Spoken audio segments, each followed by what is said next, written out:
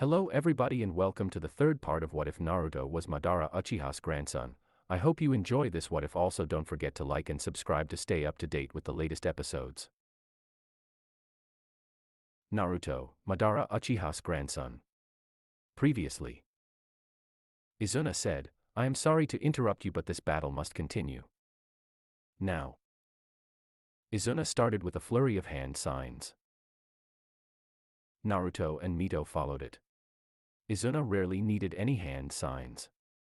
If he was making this many, it was gigantic in a scale where level 5 Susanoo was microscopic. Mito shivered, how do we stop that? Naruto answered, together. They readied themselves for whatever Izuna was preparing. Izuna finished all of them and said, Konoha Forbidden Jutsu. He then appeared squatting behind Naruto instantaneously and said, 1 billion years of pain, and poked Naruto who was sent flying screaming in pain. Mito twitched and asked, you mean, glorified as poke?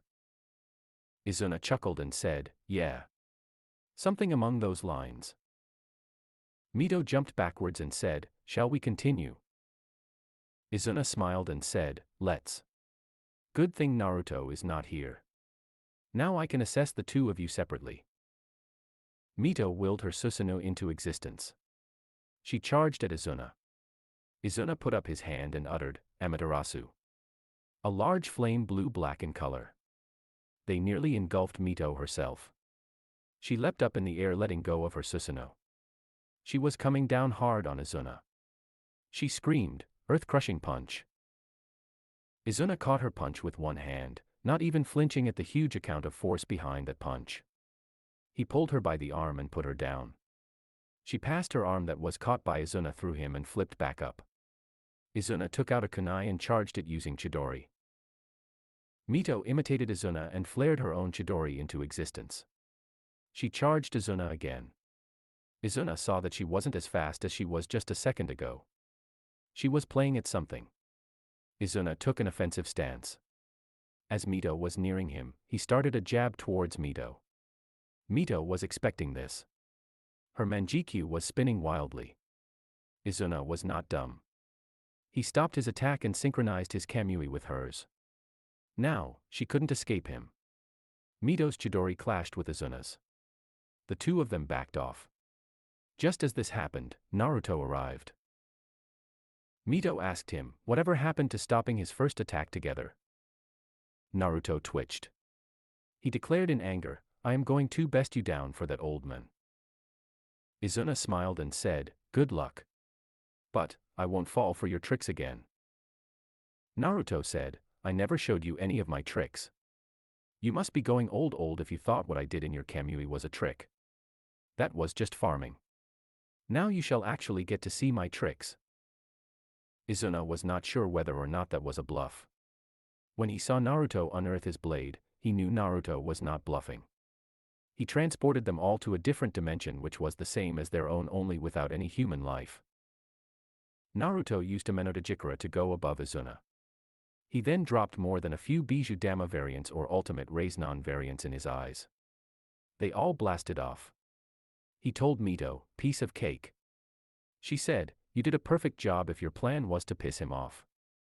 Naruto scorned, no need to be mean about it. The huge blast of the various Raiznan variants all suddenly disappeared. Izuna didn't take the blast. He just absorbed it and put it all into one giant culmination of chakra and compressed it to the size of an average Raiznan.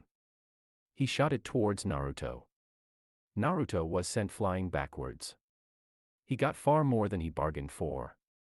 While Izuna was fighting Naruto, Mito shot a good amount of water in his eyes. He was distracted for a moment and that was what she needed. She used Kamui to get from location to behind Izuna and cut his knee. She was about to punch him in the face but she was blocked off by Izuna and was sent backwards. Naruto teleported right behind Izuna and tried to strike him with his sword. Izuna dodged the first few and then caught it with just one hand. He snatched the sword from Naruto and kicked him backwards. Naruto used the seal knotting him to his sword to summon it back to him. Mito jumped on him and placed a Raiden excision seal in his back and she jumped in front of him and said, boom, as she went off through Kamui. The seal on Izuna's back exploded with Izuna getting a lot of electricity running through his body. Naruto used this moment of distraction to place a paralysis seal on him. Unfortunately, it only worked on the part of his body that had been struck with Raiden. He then attacked Izuna by advising his powers of Kamui and Amenotejikara. After about 5 hits, Izuna caught Naruto and put him down on the ground. He then threw Naruto away. Naruto got up and shot out many A and S rank jutsu and kenjutsu as though they were nothing. Yet again, Izuna just absorbed them all in a matter of milliseconds and shot it with more force at Naruto by combining all of them. Naruto was thrown a long distance away. Naruto then used Amenotejikara again and appeared nearby Izuna and caught Izuna's arm by using Mokuton. His paralysis seal had stopped working long ago. Izuna pulled Naruto using the same Mokuton bars that Naruto was using to hold Izuna, and Izuna thrashed Naruto. Suddenly a huge earth dragon slammed into Izuna. Mito stood right in front of him. She was carrying a Chidori-enhanced short sword in her hand. She hit Izuna a few times with it before Shito was thrown backwards. Naruto then combined his Mokuton and Amaterasu to form bars to hold Izuna. Mito kicked Izuna's knee when Naruto's jutsu took hold. She then shot another Raiden seal at his elbow, which exploded big. Naruto then went and kicked Izuna in the gut. The two of them made a few snacks clones as Naruto tried carrying a genjutsu on Izuna while Mito sealed away Izuna's freedom of movement for a while. Naruto was able to capture Izuna in a genjutsu. Naruto put him in a genjutsu wherein Izuna saw the worst of his fears came true. Izuna only saw one thing, his son doing it his hand just because he had been too reckless. Naruto felt guilt doing what he was doing. Just as Mito was about to complete her job, Naruto's genjutsu broke. Izuna destroyed the seal instantly. He threw Naruto and Mito away. He blasted their clones to smithereens. Naruto jumped back at Izuna, who punched him backwards. Naruto summoned his blade and tried to attack Izuna with him. Izuna caught Naruto and hit Naruto in the head. Mito saw Izuna do hand signs again. She understood what's coming almost instantly as she backed off. Izuna said, "Let's see how you deal with this, Senpo, Jigaku no Dano, Sage Art, Hellfire Dragon." Mito was more surprised than ever. Naruto stood steadfast in the face of Hellfire.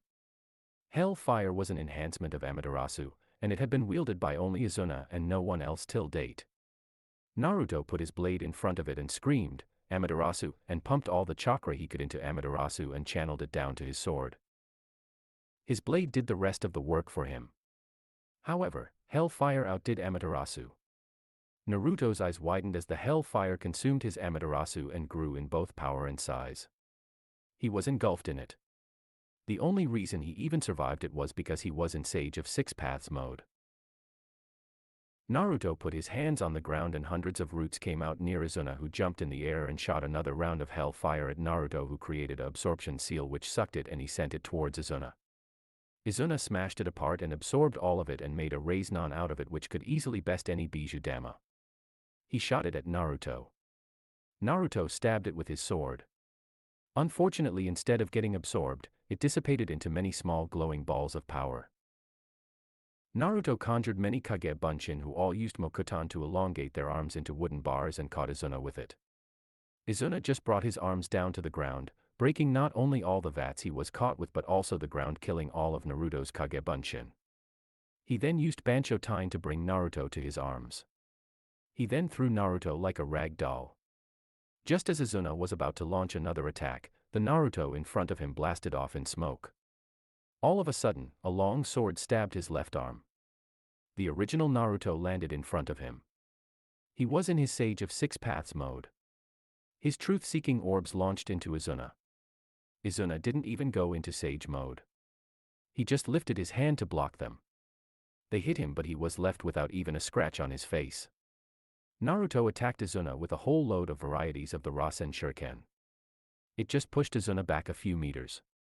Naruto stood on the ground and channeled chakra to his feet to stay in the same place. He pumped loads of chakra into his arms, some of which were also Mokuton, Amaterasu, Raiden, and the rest were Sage chakra. He punched Izuna with both his arms and Izuna was pushed back only a foot or two this time. Naruto tried to retrieve his sword but Izuna punched him away. He then took out the blade pricing his left arm. He threw it at Naruto. He then unleashed a jet of hell fire at Naruto. Naruto summoned one of his Truth Seeker orbs, converting them into a shield to protect himself. He then braced for the flame. All of this in a few milliseconds. Upon being hit by the flame, he was pushed back with a constant force. To maintain a distance, Naruto sidestepped the jet of hell flames and crossed the distance between him and his father in a millisecond. Just as Izuna was about to punch Naruto, Naruto jumped up and stopped in Izuna's hand with the same mixture of chakra in his feet as he had his hands for punching Izuna. He then punched Izuna in the face with the same chakra mixture while keeping his leg rooted on Izuna's hand. Izuna twisted his face as he recovered from the punch. A tiny drop of blood came out of a small cut on his face. Izuna smiled upon noticing that. He threw Naruto down using brute force. He then punched Naruto in the face when Naruto tried to get up. Izuna took Naruto's throat in his hand and lifted him up.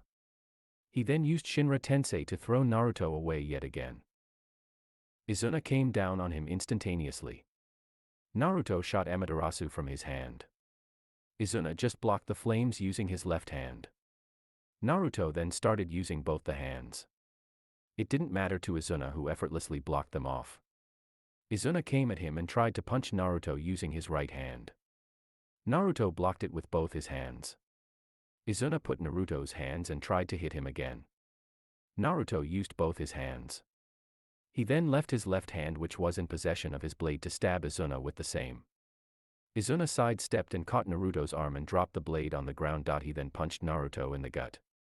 Naruto fell backwards. Naruto tried to get up but was punched in the face midway. Mito tried to attack Izuna as well, but she too was destroyed by him. Naruto got up and used a Menotogikura to get a good distance away from Izuna. Both of them were very exhausted. Naruto had nearly used up all of his chakra. He had very little left. Mito, though in a better condition than him, was in no condition to fight Izuna or anyone for that matter. Naruto shifted the both of them to his Kamui. They were stumped. They'd known Izuna was strong, but they had never known how strong he was. He was kicking their ass effortlessly even when he was not in Sage of Six Paths mode. They shivered at the thought of having to fight him when he was in Sage of Six Paths mode. To top that off, Naruto and Mito were supposedly far stronger as your average Kage according to Izuna. This meant Izuna was easily a god-level shinobi, or at least an SSS rank shinobi. Naruto didn't have enough chakra to access Sage of Six Paths mode, so he sat down to meditate. Mito chose to rest until Izuna arrived. Naruto sat down to think about the day's battle. What troubled him most was just how less effort Izuna put into battling the two of them. All of their hard work and they were able to draw just one drop of blood. They themselves had many bruises and cuts throughout their body, and even here was because Izuna was using nothing but his care hands and they were not even coated with chakra. Had anyone else been on the receiving end of Naruto's attack, they would have been utterly destroyed, bloodied, and mutilated. Izuna had been using just a negligible portion of his chakra in all their previous battles, which used been close calls. He had beaten Izuna only once when Naruto had been 7. He now laughed at that, as he now knew that had Izuna actually fought at his finest, he would have lesser than 1 in a trillion chance. Naruto had noticed a slight drain on Izuna's chakra today. A drain of lesser than 1%, but more than all that he had lost in all their previous battles put together. Naruto thought about how Izuna's hellfire consumed his Amaterasu as though it was a dragon consuming a grain of rice. Naruto wanted to learn that as quickly as possible. As soon as he was done amassing chakra, he got up and ventured into Sage of Six Paths mode. He went to Mito, who was still amassing chakra. He told her, "We need to do something. This battle has gone on for long enough. We need to end this soon." Mito asked, "What do you intend to do? He's too powerful. He could even throw a moon at us without breaking a sweat. We have been utterly underestimating ourselves. He never fell for a thing. Even after giving our best, so we got was a drop of blood." Naruto said, "I know. We need to make this a battle of the mind and not a battle of the body. We stand a chance there." Mito said, "Your father would nevertheless overwhelm us with brute force. That's where you're wrong. While Dad could do that, we won't ever have to take a single shot. We just need to evade long enough for him to run out of chakra. Him or us, whichever first, said Naruto. She looked up at him and said, fair enough. Izuna forded behind them and said, looks like I always interrupt moments between you two. It seems as though you two are ready for yet another round. If that's the case, I won't go easy on you two. Naruto and Mito gulped in fear. Their previous round was Izuna going easy on them. The three of them did for a while, after which Izuna broke the silence by saying, if you two street going to start, then I will. Naruto and Mito didn't wait for Izuna to act. Mito teleported right above him and said, earth-shattering punch. Izuna punched her in her hand with just the little finger on his right. Not even the dead cells on his nails were shattered by Mito's punch. She, on the other hand, was sent flying above. She teleported right above the ground when she reached the upward velocity of 0. Mito closed the gap between herself and Izuna in just a second. She took a kunai with Raikren Eva was about hit Izuna with it. He didn't even catch it. He just held his arm up, stored it midair, paralyzing her temporarily, and absorbed all of her chakra. He then used Shinra Tensei on her. She had taken too much and wad down for the count. Suddenly, Naruto rushed him from the side, completely forgetting about good plan of doubt attack, just dodge. He pushed Izuna backwards and engaged him in a taijutsu fight. He landed a punch on him, after which Izuna caught him by the hands. He sucked the chakra out of him and punched him in the gut. Izuna then punched Naruto in the face, once with a jab and once with a hook. He lifted Naruto up and threw him down on the ground. Naruto was also done. He let the conscience seep out of him for now so that he could ready after his father had beaten him down. In Naruto's dream, a pale white man walked to him. Said man was bare-chested and was a ball of muscles. He was wearing a white pant below. He took Naruto by the head and stabbed him in the gut. He bent down to Naruto and said, you have my respect, Uchiha. I hope they remember you. He brought his arm up and channeled chakra to it, charging it for something big, reality. Naruto woke up with a scream. Izuna, who was reading Ika, looked up at him and asked, what's wrong, son? Naruto said, just a nightmare. He saw Mito was in a bed next to his. He also noticed that they were in a hospital. He asked, what's the time and how long have I been out? Izuna said, it's 4 in the morning. You both have been out for about 2 hours. Naruto jerked in surprise and asked, is that really it? Izuna smiled and said, yeah. The battle itself waged on until 2 in the morning. A solid 8 hours. Time does fly when you are fighting, doesn't it? Naruto asked, how's Mito? Izuna said, she's fine. What nightmare did you have that scared you? You haven't had nightmares since the massacre. Naruto said, this one had a completely pale man in it. He told me I had his respect. He then went on to kill me. I die up just before he did. Izuna asked, did this pale man have normal eyes or white eyes? Naruto said, his eyes were wider than that of a Hyuga. Izuna whispered in a terrified voice, Otsutsuki. What do Otsutsuki have to do in his dreams? If the legends are true, then these guys are practically invincible. I need to know more. Izuna looked into Naruto's memories to see his dreams. He hasn't known of an Otsutsuki with that many muscles. This guy made the Raikage with all their muscles look like babies. Izuna knew something was off. He would have to look into all of the hideous Kaguya had when she was alive. Unfortunately, none were on Earth. They had all been destroyed by the first Sage of Six Paths. Investigation took first priority now. While he was thinking about this, Mito stirred up from sleep. He told the two of them to meet him at his office 2 hours from now to take a mission. Izuna walked into his office. Nothing about the Otsutsuki was to be taken lightly. Those damned guys could destroy entire planets without breaking any sweat. If someone from them actually persevered to achieve new heights, God save them all. He sat in a meditative stance. He closed his eyes and concentrated on the past. He opened his eyes and he was seeing into the past. This was an ability only he possessed. He gained it during the massacre. He waved his hand and time rewinded in front of his eyes. He saw everything from the beginning of Konoha to Kagaya. The farther he went, the more he saw of his Otsutsuki lineage. He knew he was a direct descendant of Kagaya, but he needed to know farther. He needed to know if there was any in the Otsutsuki clan who would actually persevere. He went backwards in time. Soon centuries became millennia, millennia became millions of years, millions became billions. 5 billion years into the past and all the Otsutsuki are just like Kagaya and her clansmen during her era. He went further back. The Otsutsuki Empire started to grow smaller. Their reaches stooped, extending to the entire universe. When Izuna saw far enough into the past, he saw the birth of the Otsutsuki clan. He stopped and went ahead slowly. He saw quite a few great wars. What he saw made him shiver in utter fear. All of the Otsutsuki used to persevere once upon a time. If even one of them got their hands in a single chakra fruit, it would be the death of everything.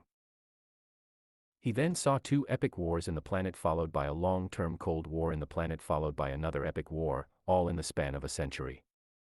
The last one destroyed almost half of the population. One man rose up the ranks of the clan and bound them together. He fit the description Naruto gave for the Otsutsuki in his dream. But why would someone so far from the past cone in Naruto's dream? Hell, how can someone live for 1 billion years? I have seen Otsutsuki lives. Even the strongest don't live for over 2 billion years. No one should even live for that long. The Otsutsuki who matched Naruto's description was named Raijin. He favored dictatorships above everything else. He had lost everyone he cared about to the war he had just fought. Raijin was a broken man after the war. He had lost his brothers and sisters to the war, his wife and children gone for good, all for the sake of victory on one planetary war. For a simple war between 2 factions, one that wanted to breed the children using technological way and one that did not. Raijin lost everything he held dear for this petty argument between higher-ups. He was pissed off at them. He started his own gang against corrupt officials who looted the hard-riding commoners for such petty shit. The higher-ups didn't care about his group until they saw that it was growing. Thousands sympathized with Raijin and thousands more shared the same fate as him and knew entirely of his plight. He was also the first being to manifest the Rinnegan and the Tenseigan. He eventually succeeded in assassinating every corrupt official on the planet. He was still not satisfied. He was not at peace. His broken heart would never find any solace until his death. Raijin felt that no one else should undergo the same fate as he did. He knew that there were other planets out there and that they would face similar problems as his did. His ideology was simple. Conflict breeds war, war breeds death, death breeds hatred, hatred breeds conflict. It was truly vicious cycle. He made it his goal to end this cycle. His method to end this vicious cycle came in the form of the Mugen Tsukuyomi, the infinite genjutsu. A world where everyone got what they wanted. A world without hatred, a world full of happiness. His planet was not the only one blessed with a chakra fruit. His planet was not the only one that ate it. The residents of other planets did not like intruders trying put them in a genjutsu. Raijin did not take well to this. So he changed his method. He now made it his goal to eradicate the fourth of the population and put the remaining in genjutsu. In this quest of his, he found the mighty dragons and formed a contract with them. He became a completed and fully realized dragon sage. He forged his weapons by diving into the heart of a black hole and then harvesting the singularity in its center and converting it into a weapon of mass destruction. He absorbed any and all chakra he could find in the part of the civilization he eradicated. He absorbed any and all Rinnegan, Tenseigan, Sharingan, and Byakugan. He became so strong he was capable of controlling an entire galaxy supercluster on a whim. He became known as Raijin of the 10,000 Rinnegan. In his quest he trapped trillions of people in genjutsu forever to keep them alive forever and killed trillions more.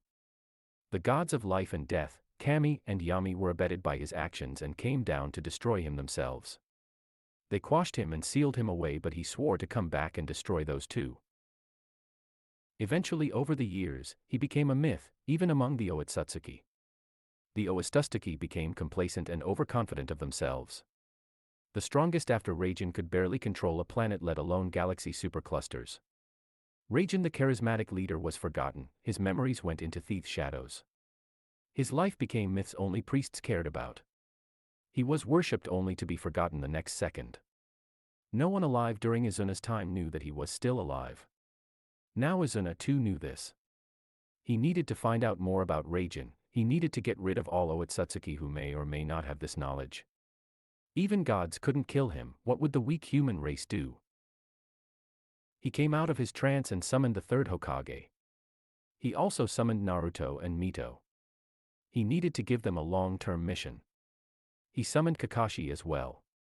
If things went downhill and the third somehow died, Kakashi WSS his successor, the sixth Hokage. Kakashi and the third were in his office within seconds. The both of them were sleepy and had bags in their eyes. Kakashi was wearing his normal Jonin attire and the third was wearing his normal Hokage robes without an armor under it. Who needed armor when they were in a peaceful retired life with a monster of a genius for Hokage? Izuna looked at them solemnly and said, "I am leaving the village in your hands." Sarutobi was shocked and asked, "What's wrong? Why are you retiring so early? Are you even thinking of retiring?" Kakashi had an amused and shocked eye. Nothing else was visible. Izuna just chuckled and said, "I am leaving on a quest. I have recently found out that a threat looms in the dark reaches of space-time in the unknown universe. I need to be sure that humans are going to be safe forever. I am willing to give up anything for the safety of my kids. That includes my own life. This threat must be eliminated for the same of all humanity. For that, I must leave the planet to go on a journey of not only threat elimination but also self-discovery. By the time I return, I will either be 100 years old or you will all be 100 years old. Best case scenario, I will be back to Earth by 4 to 5 years. Worst case scenario, I won't be on Earth for at least 10 years. That is why I have called you here. I want Lord Third to come out of retirement and take office until you feel fit. When you feel like you have to out of all fuel, Kakashi will take over. Kakashi is my successor. I hope for our own good, the best case scenario plays out. Naruto and Mito are coming in now. I am sending them on a long-term mission, completion of which will propel them to be capable to take on the hat. I am instating the two of them as Jonin. Keeping them as Genin is a water of their talents. Their mission involves espionage and diplomacy. They need to broker an alliance with each ninja village and get all their jutsu by hook or crook. This will test many of their skills. Part of their mission also involves bringing an end to the civil wars in Kiri and their unrest in AIM and do a number on the terrorist organization Akatsuki. If they succeed in these missions of theirs, then you can give the hat. They are to revive no help or reinforcements from Konoha for their missions. Here they come. Be quiet about this.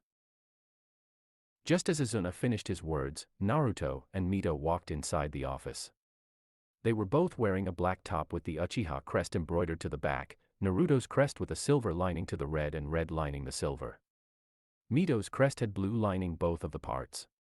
Izuna threw 2 Jonin jackets at Naruto and Mito. He then threw 2 scrolls at Naruto. Izuna said, "Congrats, the two of you are hereby Jonin of Konoha. Do your village proud. Those 2 scrolls are for your mission. One of them contains the details, the other contains the money you get for the duration of the mission. This is a long-term mission to the two of you sanctioned by Konoha which will take the two of you years to complete and you will be traveling throughout the continent for the mission. The mission is SS ranked and will pay you enough to live the next 10 years peacefully. If you get caught by another village while you are at this job, then Konoha will not be responsible for you because we cut all our ties with you when you are caught. The mission entails stealing every jutsu from every village. If you get caught at this, you were not doing this for Konoha but for your own gain. The shinobi world is cruel this way. You are citizens of Konoha as long as you are not caught. The mission also entails many dangerous aspects, which can lead to death. So choose if you want to go on this mission after giving it a lot of thought. If you don't want to, you can continue to work as a normal Jonin. You a month to decide. Take your time with this. I won't be in the village for a long time, by the way, nor on the planet, so you shall rendezvous with the third. You must be very careful during this mission. Failure will not be accepted. Fare thee well, meet you later, take care of your brothers. Saying so, he vanished in a shushin. Naruto asked, "What's the mission?" Kakashi chuckled and said, "Look it up. You are the one who has the scroll. Report to Hokage-sama once you decide. You have a month, so take your time. Off you go now. Your friends have to attend a test in about 3 hours. Don't want to keep them waiting any longer." Naruto chuckled and left along with Mito. He was excited to know his mission, his first mission as a shinobi and as a jonin. He was grinning internally at the thought of completing the task with perfection. As Naruto and Mito left, the third Hokage said, "Kakashi, call a meeting of all the clan heads. We are in a grave situation. Our greatest Hokage is no longer on the planet. Izuna was our face and head. Without him, the other villages may feel that they are strong enough to best us in a war. While Naruto is stronger than all the Kage put together, perhaps even stronger everyone else put together now. But he is inexperienced, and if the time came, then our enemies can take advantage of his inexperience and beat him. Izuna did his best to keep the peace between the nations. It only stuck because of the fear people have. There are more people who fear Izuna than there are that respect him. The gear and respect people have for Izuna was the only thing keeping them from attacking. The absence of Izuna in the village is an invitation to the other shinobi villages to attack us. We need to put up a strong front. Kumo and Iwa, that is, for destroying them in the last war. Suna blame us for the fact that their daimyo send us more missions than them and reduces their revenue and funding. Thus, even our allies hate us. Kiri is not in the competition anymore. Everyone else would happily give their all to see us burn. We can't show that we are weak. As it is now, we cannot face an all-out war against all the villages outnumbered 5-1. We will be razed to the ground. We can't all be Izuna. We can't raze villages to the ground in a second.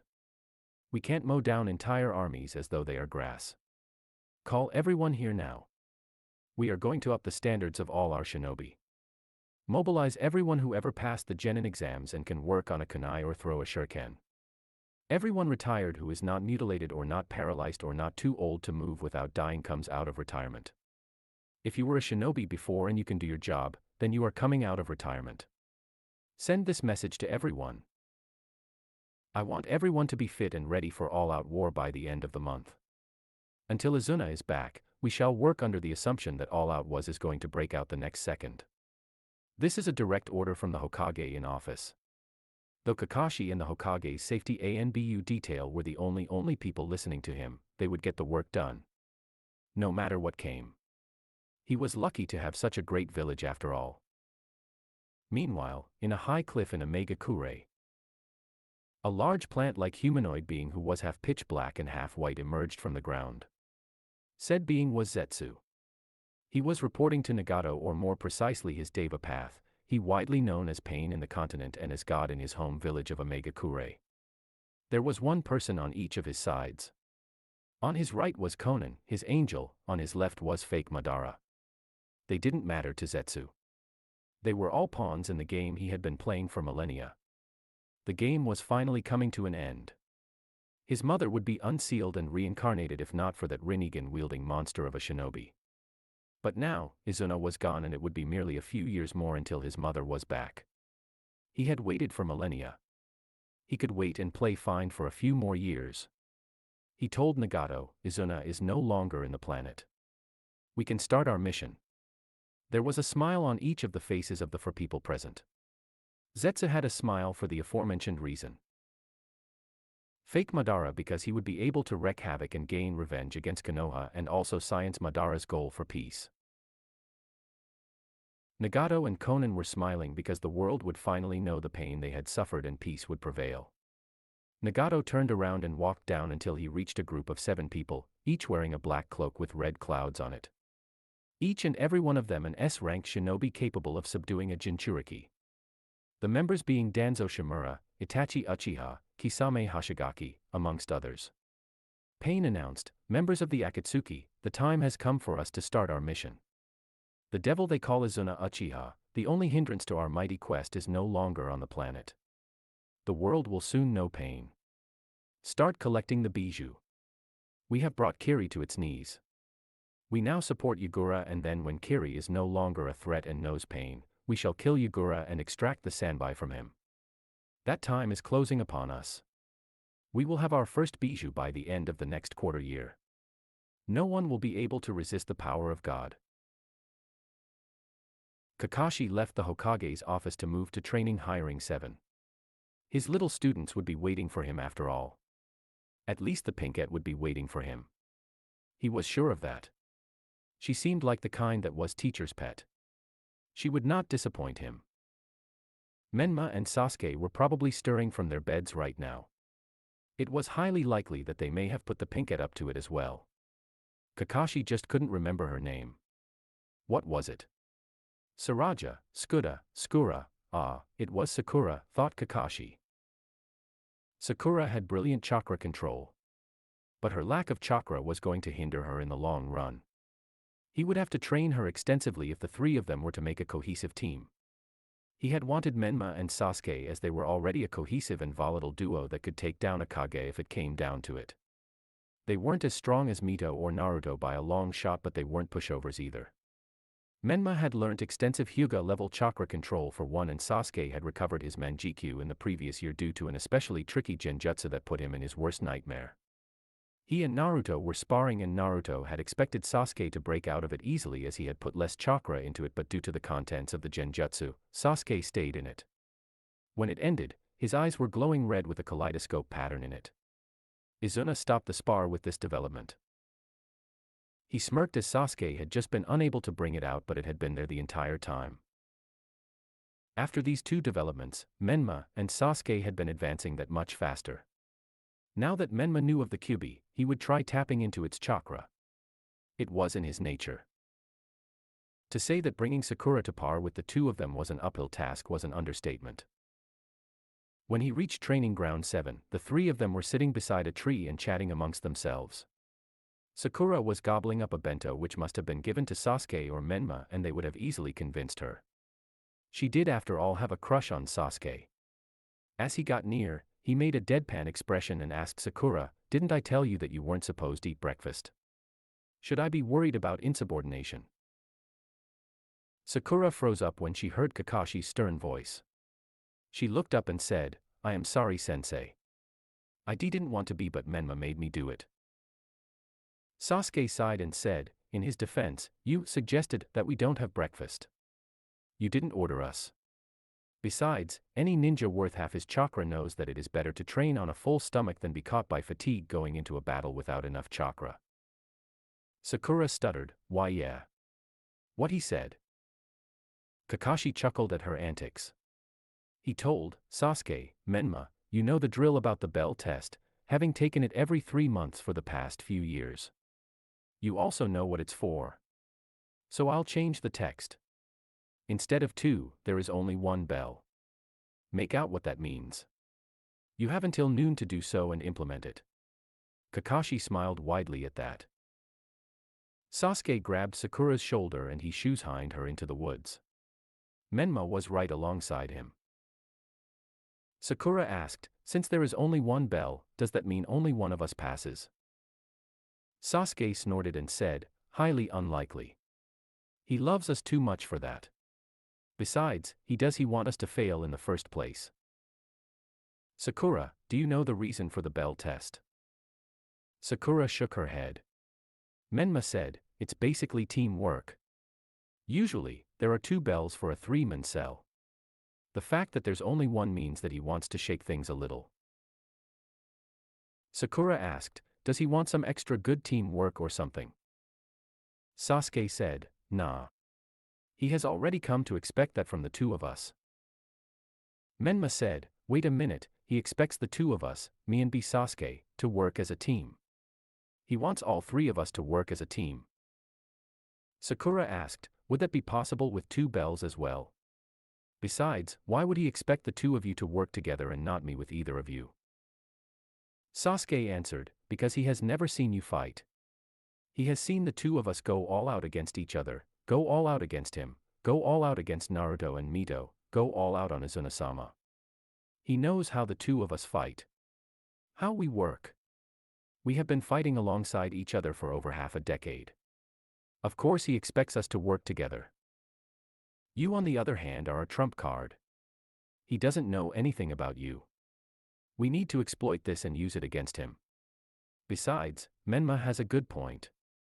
Kakashi probably wants to see us working as a cohesive team on some level. Even if we start off as a team, we still need to prove that this team won't lose any members in an all-out battle. Menma said, so the two of us create an opening and Sakura tries to get the bell. If she successfully comes out of nowhere in reasonable places and makes a recognizable impact on the battle, I suppose we shall pass. Also, to answer your first question, if there were 2 bells, the 2 of us would go by ourselves and claim it. You wouldn't have to be involved. Sakura nodded to everything that she had been told. She asked, so what do we do? Sasuke and Menma smirked as they told Sakura of their plan. Kakashi would not see the bell with him at the end of this if they had their way. Menma and Sasuke came back to the front yard where Kakashi was reading Ika Ika. He asked, where's Sakura? Sasuke frowned and said, she felt that only one person would pass and claimed, each man on his own. Guess she won't make the cut then. Kakashi said, I guess you're right. They thought he couldn't send Sakura literally below them with their actual selves. They thought he would be fooled by such paltry tricks. He said, time to go all out and show you exactly why you shouldn't underestimate anyone. Kakashi removed his eye patch and his wife went from Sharingan to Manjikyu Sharingan. He unsheathed 2 swords which were sealed on his wrists. The swords were purple in color. They could copy the properties of any metal they touched on the will of the wielder. He channeled Raiten chakra through the swords. The swords blazed a bright blue encompassing purple. He said, let's dance. Kakashi closed the distance between him and the clones within a millisecond. He slashed right across them as soon as he got there. The 2 originals attached him from the ground with kunai. Kakashi blocked them both, but the kunai were literally cut into 2 parts upon contact with Kakashi's sword. Menma and Sasuke swirled away from the swords. Menma coated his arm with wind chakra and practically formed a sword of wind-natured chakra. Sasuke did the same with lightning. Kakashi lashed out at Menma first. Considering that Menma had solid wind chakra, it should have been hard for Kakashi to cut through it, but Kakashi's sword once again went through Menma's like a hot knife through butter. Menma ducked under him and formed a Rasengan to slam at Kakashi. Kakashi, being the ever-powerful Kamui wielder, just sent it into Kamui. Sasuke attacked from the back. Kakashi sidestepped his attack and caught Sasuke's arm and threw him at Menma. Menma and Sasuke both fell down. Kakashi said, we've successfully warmed up. Let's begin lesson 1, Taijutsu. He resealed his swords and was beside Menma and Sasuke within the blink of an eye. He performed a perfect split, kicking both of them in the head. He changed his trajectory towards Sasuke, caught Sasuke's collar and put him on the ground, kicked him in the gut and sealed his arms. Menma was on the ground from that attack. He was very near to Sakura. Kakashi closed the distance between himself and Menma and kicked Menma in the face as he was rising up. Menma screamed, now. Sakura caught Kakashi's leg and pulled him down and came out only for Kakashi to perform Kawarimi and trap Sakura within the ground. Sasuke stood up and said, this has gone on far too long. He got into a defensive stance for his clan taijutsu style. Menma too stood up and slid into an offensive stance. He made quite a few shadow clones. All of them ganged up on Kakashi. Kakashi swiftly took care of all with simple and precise kicks to important parts of the body. He was finally faced with Menma and Sasuke. He tried to kick and punch them respectively at the same time. Both of them successfully blocked him. They had stopped underestimating him, had they? He'd see.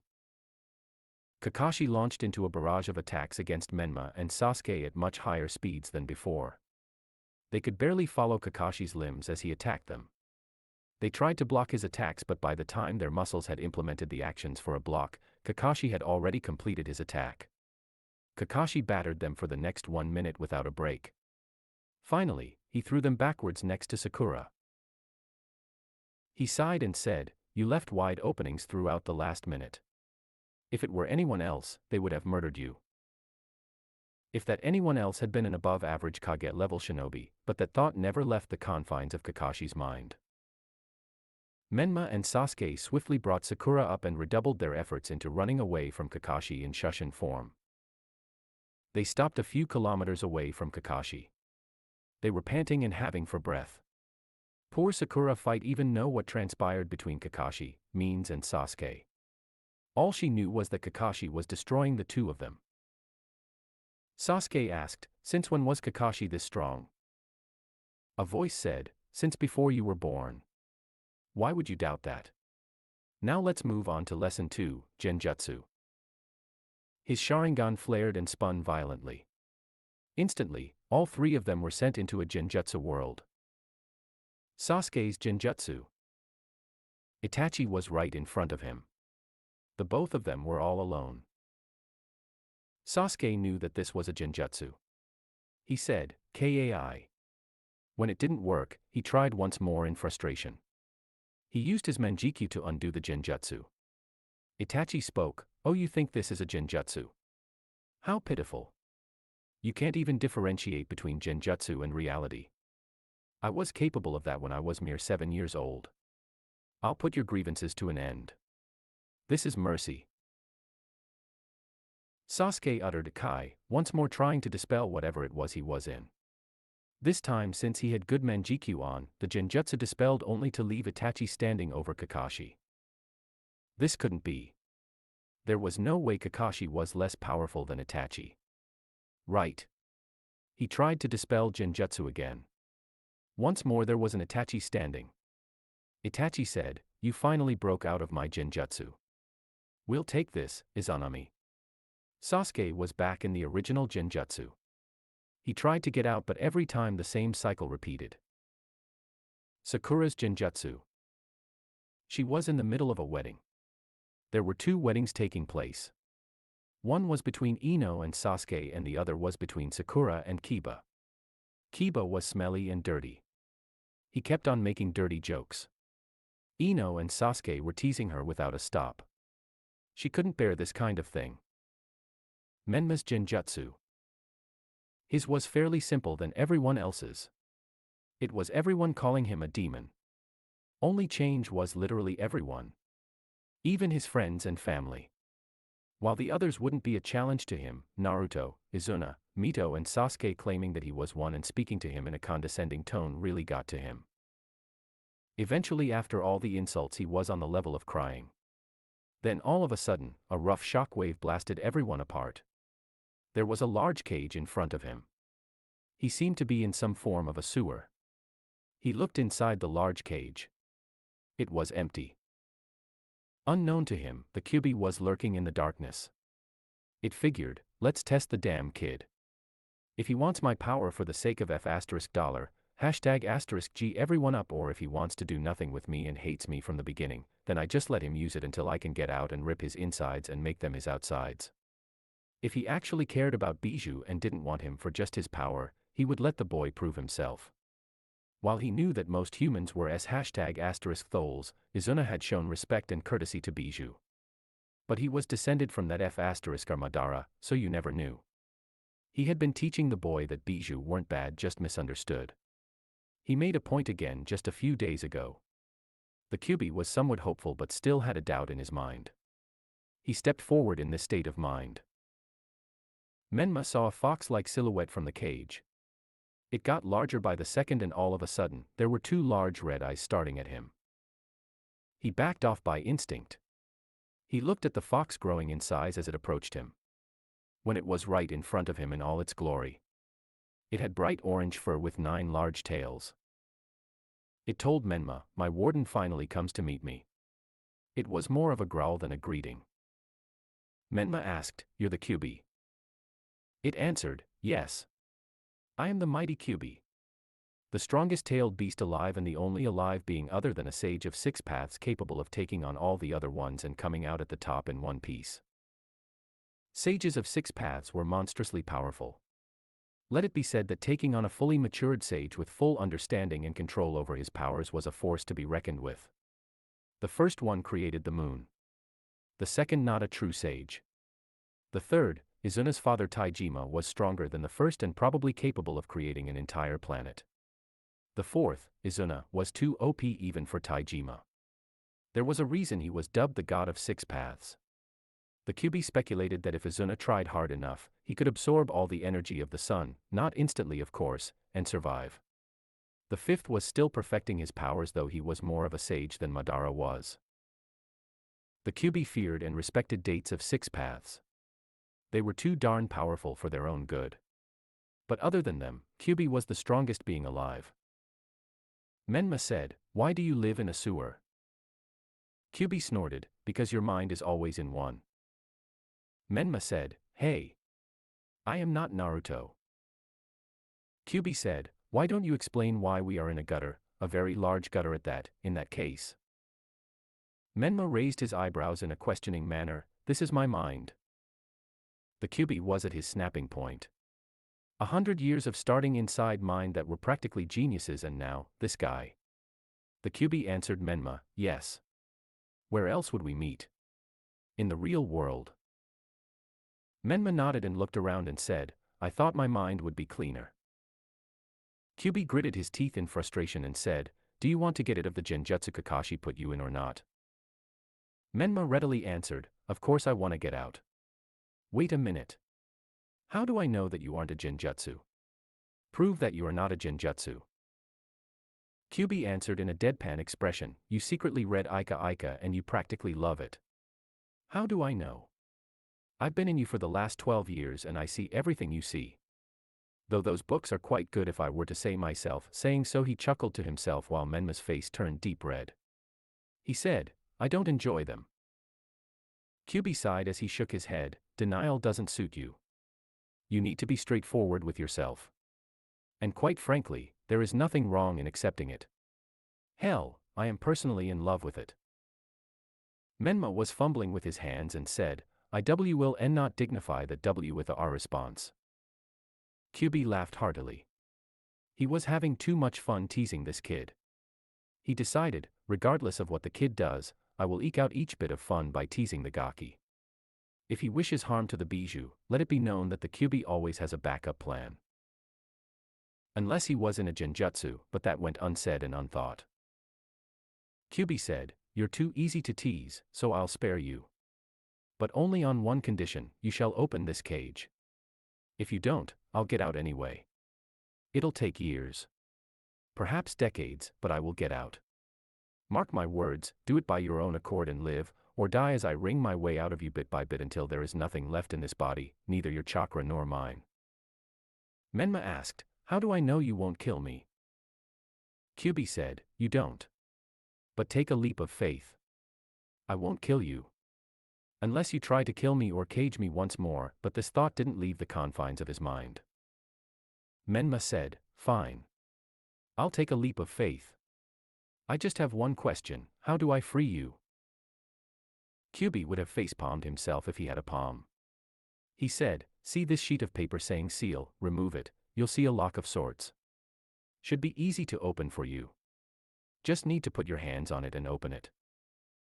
Menma did as told. As soon as he did this, Minato appeared in front of them. When he saw his son, he was distressed. What would have happened to him that he opened the cage? He kneeled beside his son and hugged him and asked him with tears running down his eyes, "I am very sorry for what I did to you. I should have just listened to Izuna. I should have sealed it inside him. Why didn't I just do that? Don't worry. Papa's here now. He'll send the monster away." Menma was flabbergasted. He asked, "Who are you and what did you do to me?" Minato said, "I am your father. The Yondaime Hokage Minato Namikaze. I know it would have been difficult to live without parents. I really hope Izuna has a good reason for whatever has happened to you." "What happened to me?" asked Menma. The QB interrupted, "Minato, nothing has happened to the boy. You needn't worry. Izuna would never let anything happen to him. And if you are worrying about me trying to escape, I would not escape in the presence of the God of Six Paths. I am not suicidal." Minato cocked his head upwards and says, "So basically nothing has happened that would make Menma desperate enough to open this gate. Then why'd he open it?" He took a leap of faith, if you will. And once again, your gaki is too easy to tease, so I'll tease him until it stops being funny. Until then, I ain't escaping. Besides, you're going to be here, in the case I try to escape anyway. Oh, by the way, you should have access to my other half. Call it and make sure you don't leave this place, eh? Minato thought for a while and agreed, and all of a sudden, there was a huge influx of chairs and Minato had the other half of the kyubi. The seal was still there on him as he sealed half into him first. So he was able to call it. He said, I'll give you this half if you prove to be trustworthy. I can work with that. Now, let's get out of Kakashi's genjutsu. Kakashi's POV. Kakashi was waiting patiently for his students to escape his genjutsu. There was a triple-layered genjutsu loop. To break out of it, you had to break each and every one simultaneously or needed a partner on the outside. Most people would probably not know what was real and what was genjutsu once they came out. The genjutsu was a way to drive someone mad. But Kakashi knew one thing, at least 2 people in here had the power and talent required to pull this off. And they would be able to bring the third one out. And just as he thought this, a brilliant orange flame covered Menma. He now has access to the kyubi. Kakashi was sure that Izuna has hacked reality. That was the only explanation he had for the extremely high number of OP shinobi in this village: the third Hokage, Kakashi, Naruto, Mito, Menma, Sasuke, Jiraiya, Tsunade, and finally Izuna himself. That was 8 Kage-level shinobi loyal to the village. The average hidden village was lucky if they had 3. Upon that, Kakashi, Izuna, Naruto, Mito, and soon even Sasuke and Naruto would all be capable of destroying every other Kage in an all-on-one battle. Konoha was just too OP. Kakashi once again thanked Kami for putting him in Konoha. He vanished in Shushin as Menma came to reality. Sasuke was in deep genjutsu when Menma brought him out of it. He was not sure whether this was a genjutsu or reality. He was getting tired of continually breaking out of one genjutsu after another. Oh, he'd figured out that it was a triple-layered genjutsu loop. He knew what to do. Sasuke said, "Thanks, but I'd have done it myself in a few more minutes anyway." "Or a few hours, but you have gotten out of course," snickered Menma. Sasuke sighed and said, "Let's get Sakura out." Menma kept his hand on Sakura's shoulder. All of a sudden, she woke up with a jerk. Upon seeing Menma, she screamed, "Shan-nero," as she hit Menma and said, "Sorry for that intrusion, Sasuke. Shall we continue?" She took a few steps towards Sasuke to hug him with lust in her eyes. Sasuke stooped her and said, "Whatever genjutsu were you in, this is the reality, and I am still not interested by you. The fact that you'd fall for such a genjutsu just makes me even less interested in you." Sakura's face contorted into one of embarrassment as her face turned tomato red. She and Sasuke were about to make out in her genjutsu. Not that Sasuke would ever know that, and Kakashi would never know that she enjoyed it. Kakashi came down upon them, yawned and said, "Finally you guys got out. I was tired waiting for you 3. Now, let's start lesson 3, ninjutsu." Sasuke said before Kakashi could use his just, Katan, Gokaiyu no Jutsu. Great Fireball. Kakashi just tapped his foot on the ground and an earth barrier came up in front of him. Then, he touched the wall with his finger and channeled Raiten chakra into it, breaking it apart into dust. He saw that Menma and Sasuke were much further behind. Sasuke, who had been practicing Susanoo for the past 1 year, had come close to perfection. He could achieve the final stage without a hitch.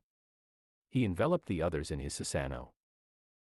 Sakura was surprised at this ability of Sasuke. Menma, on the other hand, was not really impressed. He said, "My turn." He clapped his hands together and he overflowed with chakra. He achieved full-tailed beast transformation. It was glowing bright orange. If Menma had tried to do it by himself, it wouldn't work and Menma would pass out due to the strain of excess chakra flowing through him. But since he had already opened the seal and Minato was there to help him out, he was able to it. It was still difficult, but he did it. Sasuke smirked, "So you're finally at my level. We can have even spars now." Menma said, "I was always as strong as you." Now, I'd say I'm stronger. Sasuke said, you underestimate the Manjikyu Sharingan. We can change reality itself. I could sacrifice just one eye and make it so that I had the Kyuubi and not you. I am still stronger than you. I shall always be. Menma snorted, let's see. Kakashi sighed at this display. He kamui'd the arms of the Susanoo and the Kyuubi within it. He said, anyone else would have murdered you by now if you bicker like that in the middle of a battle. As long as that person was a very high Kage level shinobi. But once again, that went unsaid. Kakashi started to fire all the jutsus he had in his inventory. Let it be said, Kakashi is an absolute monster. 1 second he was sending dragons and phoenixes at the trio, the next, he was shattering the earth below them, the next there were lightning bolts hitting them from the sky, the next there were Keki-Igenkai Kakashi should not have had but he nevertheless did. The protection if the Susanoo and the Kyuubi were all for naught as Kakashi was continually battering them without a stop. One moment they'd be frozen and the next they would be burning apart. Sasuke tried to Amaterasu Kakashi every second of the battle. Menma sent all variations of the Raise-Non he knew. Each and every one was kamui'd. Izuna was probably the only one better than Kakashi at kamui. Menma and Sasuke thanked Kami that Kakashi had just one Sharingan. If he had two, he would be practically invincible against anyone other than Izuna himself. Kakashi made quick work of everything the kids threw at him. If Izuna had hacked reality, Kakashi had hacked ninjutsu. Kakashi had far more than 1,000 ninjutsu. Hell, he'd seen each and every Keki-Igenkai and reverse-engineered each and every one of them. He had the necessary chakra control to pull it off. Inch by inch, he tore through all of Menma and Sasuke's defenses like a lion tearing through its prey. Finally, they looked at Sakura and told her, do it. We don't have time. Kakashi wondered what they meant. He felt a sudden tug and he was within the Susanoo and Kyuubi.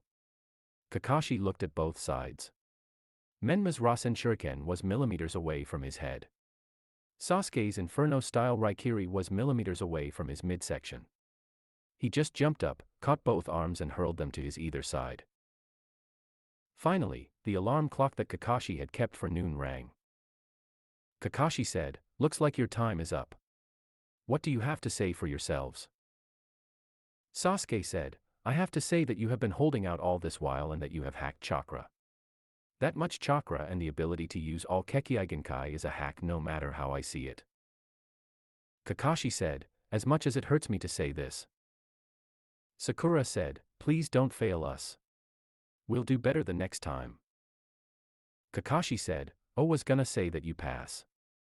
I am not falling you three.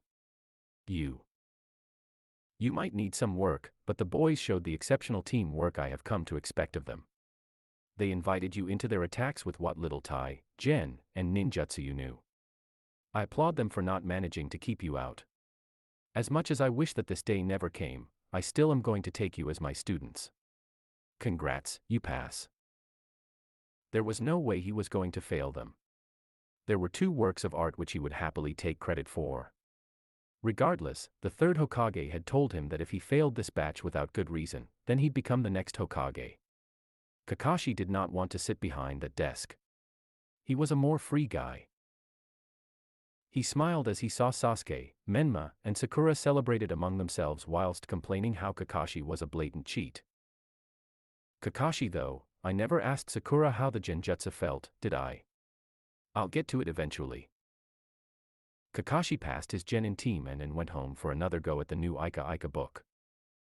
Meanwhile, 4 hours later, Naruto was in his room. He had worn a black waistcoat and a black blazer over that with a black pant and a white tie. He was trying to make a shadow clone tame his wild hair into something handsome. Did he mention how epically he was failing? His hair was breaking the combs he was using. There were already 3 broken combs in the trash can beside him. He was not going to consider cutting them apart. He went to shower his hair for a last hurrah against it. He put on some shampoo on his hair, washed it and dried it. His hair returned to its spiky appearance. He decided that spooky hair was better than ground hair. He wouldn't want to look like a Hyuga Ugh. How could they groom their hair like that? It was so awful. He walked out of his room and into the street. He walked up to Mito's home. He rang the doorbell and waited patiently for the door to open. He was fumbling around and trying to tame his hair as much as he could with his bare hands.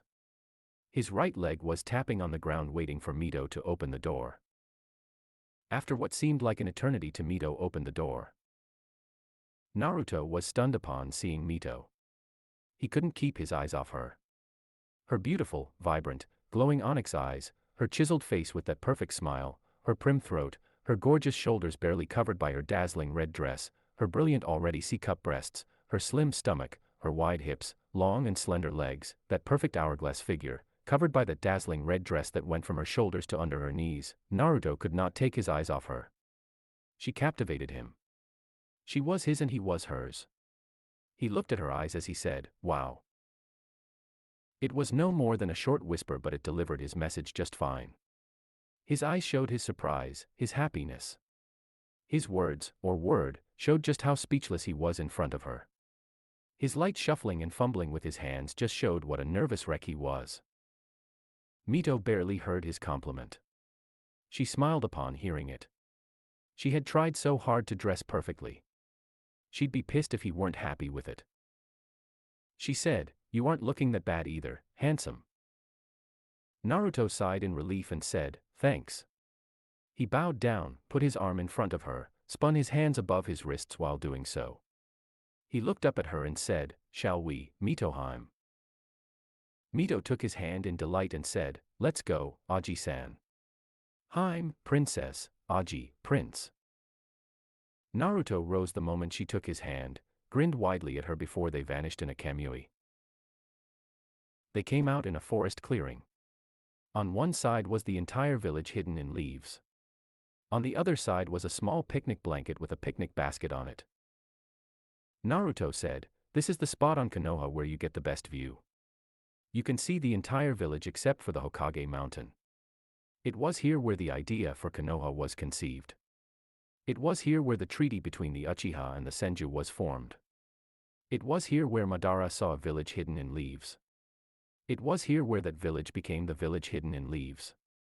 I just felt that this location, which has much more historical value to the Uchiha and our own family personally, was a much better place than the regular old 5-star date location. What do you say?" She didn't say anything for a while. She took some time to take in the entire scene in front of her. It was truly beautiful. She told Naruto, "It's wonderful." "How thoughtful of you." Naruto's smile met hers and they stared into each other's eyes for a while. Naruto broke the silence when it became awkward between the two. "I know you love Ichiraku, but I also know that home-cooked food is your favorite. So this picnic basket has food I cooked myself. I'll not your mother, my mother, or even my father. But I can cook pretty well if you were to ask me. If you don't like it, there are picnic baskets of food from Ichiraku's and Akimichi barbecue. Whichever you like." Mito looked at him and went over to the picnic basket.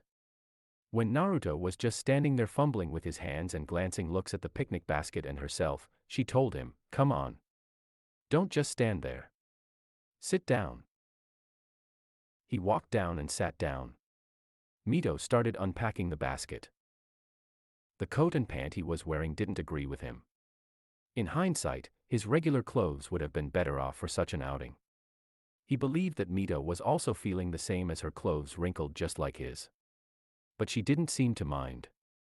Neither did Naruto because it left more leeway for him to sneak a peek at her rack. He was getting more and more embarrassed with each look.